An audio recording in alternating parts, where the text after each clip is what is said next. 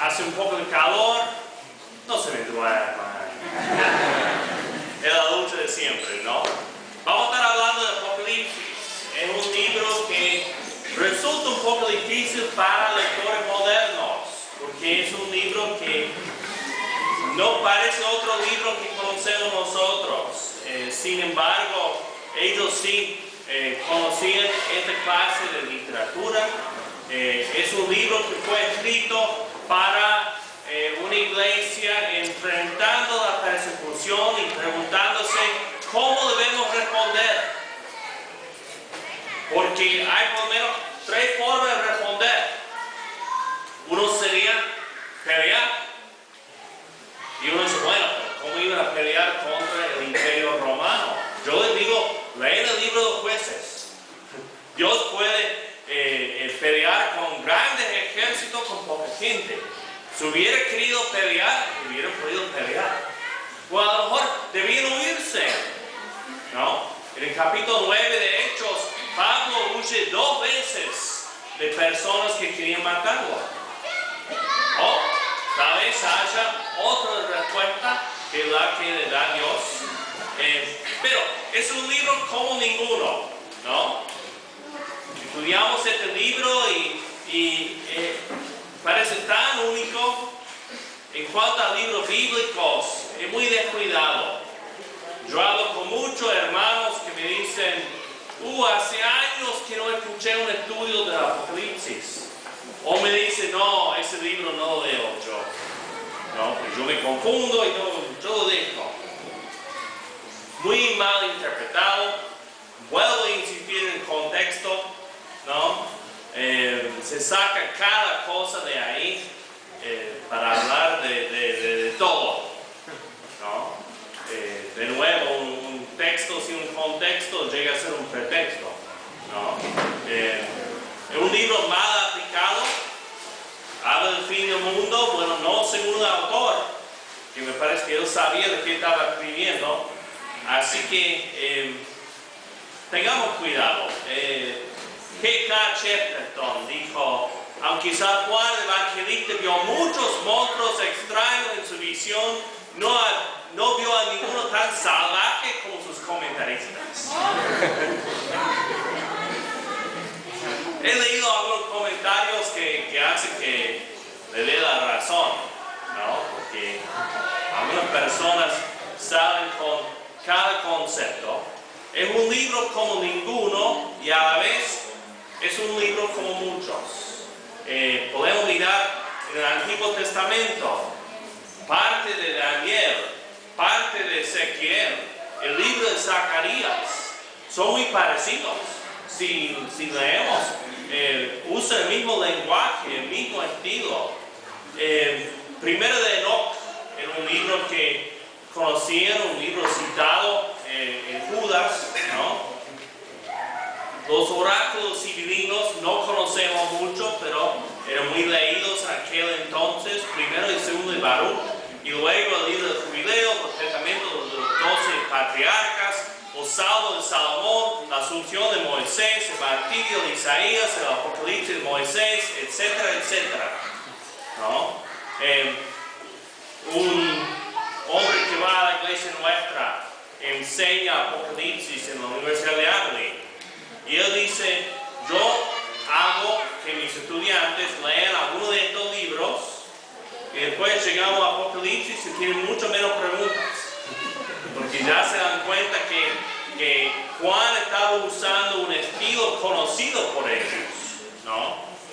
Así que es un libro como muchos y un libro compuesto de otros. Eugene Peterson dice que en 404 versículos hay 518 referencias a las Escrituras. Y se ha dicho, si sacamos todas las referencias al Antiguo Testamento, nos quedamos con 2 párrafos, ¿no? O sea, casi todo lo que está en Apocalipsis apunta a algo del Antiguo Testamento. Los judíos conocían el Antiguo Testamento muy bien, y muchos de los cristianos también, o sea, muchos de los convertidos también. Así que un libro compuesto de otros. Un libro escrito en estilo de la literatura apocalíptica. Y como digo, era una escritura que ellos conocían, escrita en tiempo de prueba, cuando ya el pueblo de Dios tenía problemas más grandes de lo que ellos podían resolver. Los autores usaban este simbolismo de guerras cósmicas y de fuerzas celestiales para hablar de lo que estaba pasando. Es una forma muy figurativa y simbólica. Y tenemos que reconocer eso. Los que quieren leer Apocalipsis en forma literal lo hacen muy selectivamente. Yo les pregunto a veces, ¿usted realmente cree que Jesucristo tiene 7 ojos y 7 cuernos? Como dice el capítulo 5. No, me dicen. Bueno, si vamos a ser literales, es así. No, Él es un cordero sacrificado con 7 cuernos y 7 ojos. ¿No? Reconocemos que ese es un símbolo. Y hay otro también. Los números que se usan. El número 7, ¿no? Hay 7 iglesias, 7 espíritus, 7 lámparas. Jesús tiene 7 estrellas en su mano, hay 7 sellos. El cordero, como dije, tiene 7 cuernos, 7 ojos, 7 trompetas, 7 truenos, 7 señales, 7 coronas en el capítulo 12, 7 plagas, 7 copas, 7 montes y 7 reyes. El libro tiene 7 bienaventuranzas. La frase habitantes de la tierra aparece, ¿cuántas veces? 7. ¿No? La palabra Cristo aparece 7 veces. El nombre de Jesús 14 veces. Y la palabra Señor 21 veces. La palabra trono 42 veces, múltiplo de 7. ¿No? Entonces vemos la importancia de ese número que nos hace ver que no es un número literal. Hay muchos otros números especiales, 1000, 12, 3,5, que es la mitad de 7, o habla de 42 meses, que son 3 años y medio. También de los días que se me fueron, 1260, sí, 1260 días aparece también. Podemos ver todo eso. Entonces, cuando habla de los 144,000, por favor, no hay forma de tomarlo literalmente. Si lo hiciéramos, tendríamos que decir que todos son judíos y vírgenes, ¿no? Si vamos a ser literales. Entonces, no es la forma que normalmente tomamos las cosas en Apocalipsis. Al menos que tenemos un motivo concreto por hacerlo. No debemos interpretar los números en Apocalipsis literalmente. Muchos símbolos se ven en animales, colores se usa mucho, ¿no? Hay muchas descripciones de colores en la literatura apocalíptica y en el Apocalipsis también. Es muy dramática la literatura apocalíptica. Es un escenario cósmico, ¿no? Las cosas de la tierra están conectadas con las cosas del cielo. Y cuando ocurre algo acá, está afectado por la lucha que hay entre bien y mal. Y tiene un enfoque mesiánico. La literatura apocalíptica siempre enfoca en Mesías. Ahora bien, pensemos en algo. Acá tenemos un hombre lobo y un vampiro. ¿Qué saben de los vampiros, por ejemplo? ¿Qué me pueden decir de los vampiros? Muchas cosas. Toman sangre, ¿dónde duermen? Los ataúdes. ¿Cómo se mata un vampiro? Una estaca, ¿no? Y podemos usar la cruz, podemos usar el arco. El hombre lobo, ¿cómo se mata un hombre lobo? Lobos. Una hiena.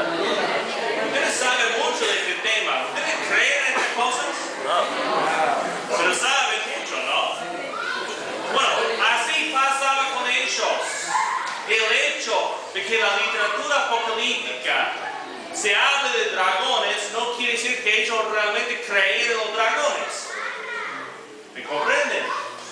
Ellos podían usar este simbolismo sin querer decir que ellos realmente creían en esta cosa literalmente, ¿no? Entonces, así es la literatura apocalíptica. Utiliza un lenguaje, utiliza símbolos que a veces son de cosas que no son reales. Quiere decir que la Biblia dice cosas que no son ciertas. No dije eso. Dije que usa símbolos de cosas que no son reales, como dragones, para hablar de cosas que sí son reales. Bien, el Apocalipsis también es un ejemplo de literatura profética. Si leemos en los profetas, los libros que mencioné, más parte de Isaías, parte de Jeremías, vemos lenguaje así. Un ejemplo está en los profetas, lo que se llama alusión tipológica. Tienen que memorizar eso, vamos a tener una prueba después. Alusión tipológica. No tienen que memorizar. Pero por ejemplo en Isaías 43 habla de cuando los exiliados van a volver de Babilonia. Y habla de cómo Dios le va a llevar por el desierto, le va a abrir el mar. Y uno dice, pero eso es cuando uno sale de Egipto, no cuando sale de Babilonia, claro. Pero al hablar de la salida de Egipto, les muestra que Dios va a estar obrando en su salida de Babilonia. Porque la verdad, la salida de Babilonia no era tan dramático, ¿no? Ciro el persa dijo, puede irse, y se fue, ¿no? Entonces vamos a decir que este pasaje no se cumplió. Claro que se cumplió, pero era una referencia a una obra de Dios para decir que Él iba a obrar de nuevo, no de la misma forma. ¿Entienden eso? ¿No? Entonces, aunque hable de que las estrellas van a caerse, no quiere decir que hasta que caigan las estrellas no se haya cumplido la profecía. Es una alusión tipológica.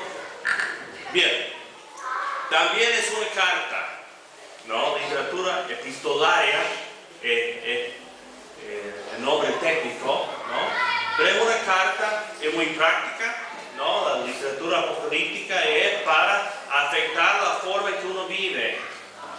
Y los temas del fin del mundo son para aplicación secundaria.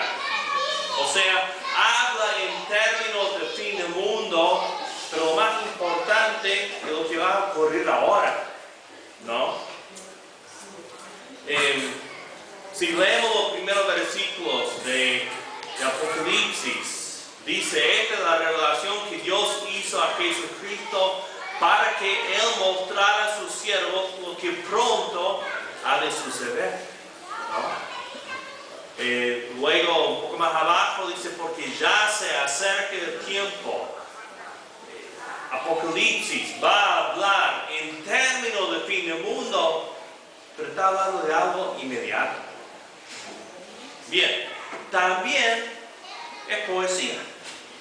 Y eso a veces se pasa por alto, ¿no? El Apocalipsis es algo que debemos leer un poco como cuando vamos al cine y vemos alguna película de fantasía, ¿no?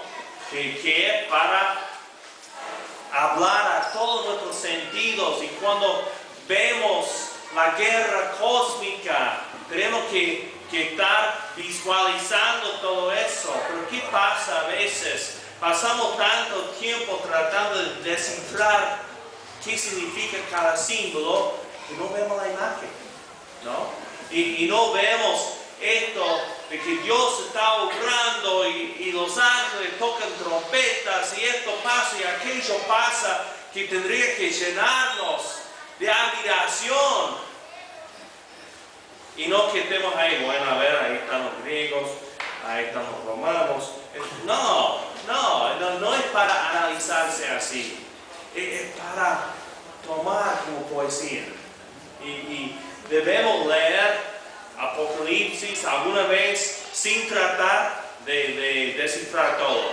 Solamente dejar que pasen las escenas y las escenas y las escenas y saldremos diciendo, santo, santo, santo. Dios es santo. Bien. Un profesor mío sugirió una estructura del Apocalipsis para comprender que para mí es útil. Ellos en la antigüedad solían usar lo que llamaban la X, ¿no? La CH de ellos. Y al hacer una estructura así, en la mitad de la X, ¿no? Entonces muchas veces presentaban ideas y volvían para atrás sobre las mismas ideas. Entonces él dice, en el capítulo 1 tenemos el prólogo, el capítulo 2 y 3, donde vemos las 7 cartas a las 7 iglesias, vemos la iglesia imperfecta.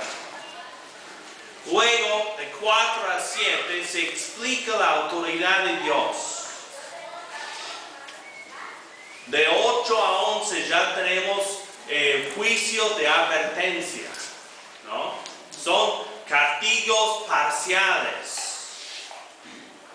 Luego se llega a la solución divina, que es como, de 12 a 14, es como un resumen de todo el libro, ¿no? Esos 3 capítulos, pero eso ya es la cima, digamos.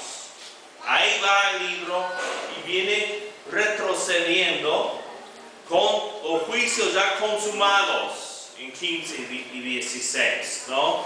Ya son los juicios sin límite, ejecutados. Y la autoridad de Dios aplicada. En este caso, Roma es castigada. Es lo que dice el libro, ¿no? Y después vemos la iglesia en perfección, ¿no? Que es cuando la nueva Jerusalén baja del cielo y se describe como es, bueno, ya es el pueblo de Dios como Dios quiere que sea. Y después el epílogo, ¿no? Donde va terminando todo. Esa estructura me ayuda a mí. Hay distintas formas de dividir el libro, de comprender el libro. Ofrezco ese para que lo consideren, ¿no? Buena idea. Yo me olvido, los jóvenes son muy astutos. Sacan fotos nomás de la diapositiva cuando ya está todo ahí. Así que, bien hecho. Bueno, bien. Hablemos del contexto histórico. ¿Qué está pasando a fines del primer siglo? La iglesia estaba bien establecida en Asia Menor. Vemos iglesias como la de Éfeso, que por mucho tiempo era la iglesia más importante del cristianismo, ¿no? Sobrepasó a Jerusalén y fue años después que Roma llegó a ser la más importante. Éfeso era la más importante. Tenemos iglesias, bueno, las 7 iglesias, Apocalipsis, está Colosas, perdón, siempre me sale mal eso. Hierápolis, algunos más se mencionan, aparte de las 7 de Apocalipsis. Roma empieza a exigir el culto al emperador. Antes habían adorado a los emperadores muertos, pero Domiciano decide que no puede esperar, que él quiere que le adoren mientras está vivo. Entonces él comenzó a decirle a la gente que le llamaran Dominus et Deus, Señor y Dios. Y pueden imaginar que eso era un problema para los cristianos, porque no iban a llamar Señor y Dios a un hombre. Pero la respuesta se veía como traición. Claro, no son romanos leales, ¿no? Quieren adorar a otro Señor cuando tenemos nuestro Señor acá, el Señor Domiciano. Entonces, Juan sido arrestado, enviado a la isla de Patmos, que habrá sido como una isla cárcel, ¿no? Porque no había forma de salir de ahí, no tenía lancha, no tenía la forma de sacarlos sin llegar a un barco que iba bien despacio, no había forma de rescatarlos, ¿no? Y en Asia Menor ya un cristiano ha sido matado, Antipas. Entonces ya están esperando alguna noticia en cuanto a qué hacer. Entonces esta advertencia se envía a las iglesias usando el lenguaje apocalíptico que ellos conocían, ¿no? No era solamente para escribir en código, como algunos dicen, sino por el impacto que tenía ese lenguaje y lo que significaba el uso de ese lenguaje en sí, ¿no? Todo lo que implicaba acerca de Dios y lo que Dios iba a hacer y cómo Dios iba a juzgar a este imperio maligno. Y el mensaje, el martirio, es victoria, la victoria de la fe. Habla mucho de ser un testigo fiel y Jesús se presenta como ejemplo del testigo fiel. Y acuérdense que testigo en griego es martus, ¿no? Y de ahí viene la palabra mártir. Y habla varias veces de la corona que pueden recibir los cristianos. Y corona no es la corona de los reyes, es la corona que reciben los atletas cuando ganan. Y la palabra es estéfanos. Estéfanos. Y Estéfanos también era un nombre, Esteban. Y en la iglesia, ¿qué significa el nombre de Esteban? ¿Quién era Esteban? El primer mártir. Entonces cuando él dice, van a recibir la corona, van a recibir su Esteban, ¿qué está diciendo? Claro, le está señalando el camino, ¿no? Van a seguir al león. El capítulo 5 de Apocalipsis es uno de mis preferidos. El león de Judá. Y miramos el león porque vemos un cordero. Y nos damos cuenta que ese cordero sacrificado, porque dice que ha sido matado, él marca el camino, el martirio. Y uno dice, pero ¿cómo puede ser que el martirio sea la forma de ganar? ¿Qué dijo Cristo? El que quiere salvar su vida, la perderá. Y el que entregue su vida, es el camino. Siempre es el camino, ¿no? A veces nos confundimos y pensamos como el mundo que el martirio es perder algo, cuando es el camino de la victoria. Bien, en Apocalipsis tenemos unos cuantos pasajes claves. Tiro eso, después les voy a dejar. No me di cuenta de traer la hoja escritas. Ya voy a dejar, voy a pasar a Nelson algo de esta información y pueden pedírselo a él más adelante. Unos pasajes del Antiguo Testamento que suelen usarse, el Salmo 2, que habla de Mesías y habla del juicio de Dios sobre las naciones. Daniel 7, que habla del establecimiento del reino, ¿no? Y Ezequiel 1 al 3, la visión que tuvo Ezequiel de Dios. En Romanos 8,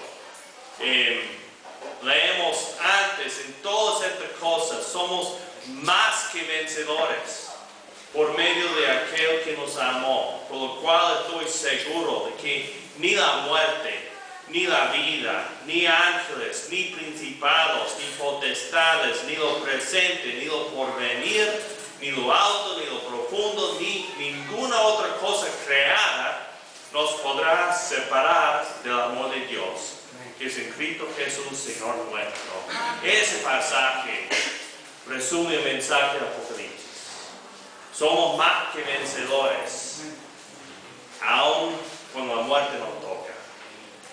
Les recuerdo de esto que vimos antes. Comenta un momento del Señor que preparó este material. ¿O no? No sé. Ray Vander Laan es un hombre que estudió teología en Estados Unidos, sacó su máster, llegó a Israel y quiso estudiar en un seminario judío. Y no querían aceptarlo, porque decían, es que no saben lo suficiente. ¿Cómo que no sé lo suficiente? Yo tengo un masterado. Bueno, le vamos a poner en segundo año. Segundo año, ¿no? Pero si llegó ahí, entró el profesor, señaló un alumno, póngase de pie, por favor. Quiero que me cite Levítico. El chico empezó con Levítico, citando el libro, ¿no? Desde el versículo 1. Dice, yo pronto me di cuenta que yo no sabía nada, ¿no? El profesor de los primeros 5 libros podía citar un versículo y los alumnos sabían decir el que venía antes y el que venía después. Y se manejaban así los primeros 5 libros del Antiguo Testamento. Y bueno, este hombre pasó tiempo estudiando ahí, viviendo ahí, aprendió mucho acerca de la cultura de los judíos, ¿no? Y lo aplica a la Biblia. Tiene un sitio en inglés, Follow the Rabbi, seguir el rabino, ¿no? Pero si leen inglés, tiene muchas cosas interesantes ahí. Y él preparó una serie de estudios sobre la diferencia entre los griegos y los hebreos. Pero ven cuánto de esto se aplica acá en Apocalipsis, ¿no? Porque Apocalipsis es muy hebreo también, ¿no? Se dice que el griego parece el griego de un extranjero, porque las palabras son griegas, pero la forma es hebrea, ¿no? Es como cuando algunos de nosotros, los extranjeros, hablamos castellano, a veces ponemos las palabras en un orden un poco raro, ¿no? Porque estamos pensando más en inglés que en español. Y bueno, así pasaba en ese momento. Pero pueden ver estas cosas aquí en el Apocalipsis. Espero que lean Apocalipsis, que traten de, ¿cómo digo? No digo de descifrar todo, sino disfrutar el libro. Aunque dice, ¿cómo voy a disfrutar? Porque habla de matar gente y castigo. Pero digo, la idea es que Dios va a triunfar y los suyos para triunfar sacrificándose. Y eso a veces no me gusta pensar en la idea de sacrificarme, pero en el contexto del Apocalipsis es pura victoria. Así que, bien. Aunque no lo crean, hemos visto todo el Nuevo Testamento de esta mañana. Así que pueden sentirse bien orgullosos de sí mismos. Vamos a terminar con una oración, después tomaremos preguntas. Oremos.